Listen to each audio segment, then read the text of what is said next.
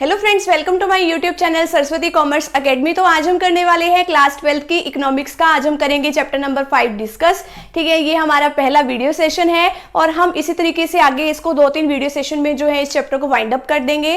तो फटाफट से समझिए इलास्टिसिटी ऑफ डिमांड क्या होता है। सबसे इंपॉर्टेंट चैप्टर है ये इलास्टिसिटी ऑफ डिमांड।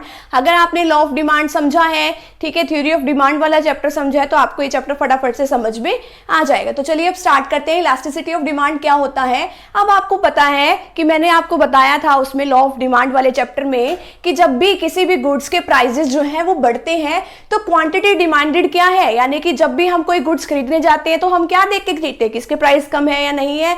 ठीक है, यही देखते हैं ना नॉर्मल गुड्स के केस में। अगर प्राइस क्या है, अगर प्राइस ज्यादा है तो हम उसकी डिमांड क्या करते हैं, कम करते हैं। अगर प्राइस कम है, ठीक है, तो क्वांटिटी डिमांडेड हम कितनी कर लेते हैं, ज्यादा कर लेते हैं। ये तो हमें क्या बताता है, लॉ ऑफ डिमांड बताता है। लॉ ऑफ डिमांड तो क्या था, एक क्वालिटेटिव स्टेटमेंट था। ठीक है, ये क्वालिटी उसके बेस था ना, इसमें कोई क्वांटिटेटिव तो नहीं था, कोई नंबर की फॉर्म में नहीं बताया। ठीक है, ये तो बताया ही नहीं कि हाँ भी चेंज हो रहा है, प्राइस में चेंज होने से डिमांड में चेंज तो हो रहा है, लेकिन कितना हो रहा है ये ऐसा कुछ नहीं बताया। अब ये कौन बताएगा, ये बताएगा हमें इलास्टिसिटी ऑफ डिमांड कि कितना चेंज होगा।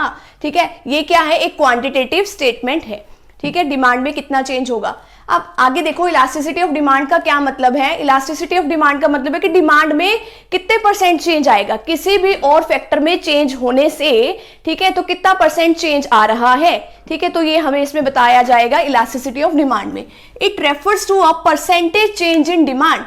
It refers to a percentage change in demand, यानी कि कितने परसेंट डिमांड में चेंज आएगा फॉर अ कमोडिटी, किसी भी कमोडिटी की। कमोडिटी का मतलब क्या होता है, गुड्स की, यानी कि किसी भी गुड्स की जो डिमांड है उसमें कितना परसेंट चेंज आएगा with respect to the percentage change in any of the other factor affecting demand. यानी कि जो डिमांड को अफेक्ट करने वाले जो फैक्टर है ना, हमने पिछले चैप्टर में पढ़ा था कि डिमांड को अफेक्ट करने वाले बहुत से फैक्टर्स थे।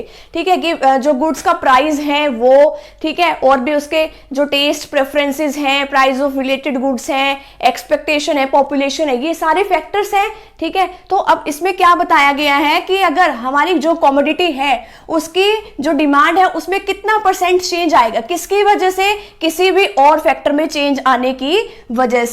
अब इसमें ना क्या बात बताई हुई है कि जो क्वांटिटेटिव फैक्टर थे उसके अंदर जो क्वांटिटी में, यानी कि जिसको हम मनी में मेजर कर सकते हैं, वो तो सिर्फ क्या था, प्राइस था, इनकम थी जिसको हम वाई से डिनोट करते थे, प्राइस ऑफ रिलेटेड गुड्स जिसके अंदर हम सब्स्टिट्यूट गुड्स और कॉम्प्लीमेंट्री गुड्स के बारे में हमने डिस्कस किया था। ठीक है, यही था। इसको हम किस में मेजर कर सकते थे, क्वांटिटेटिव टर्म्स में।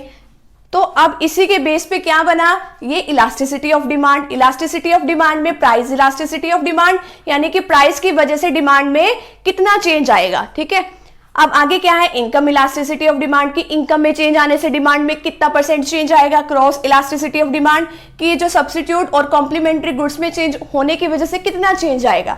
अब ये इनकम इलास्टिसिटी ऑफ डिमांड और क्रॉस इलास्टिसिटी ऑफ डिमांड तो ये आपके सिलेबस में है नहीं है, तो अभी आपको सिर्फ पढ़ना क्या है, price elasticity of demand. Price elasticity of demand क्या है, अब इसमें क्या बताया है, परसेंटेज चेंज इन डिमांड।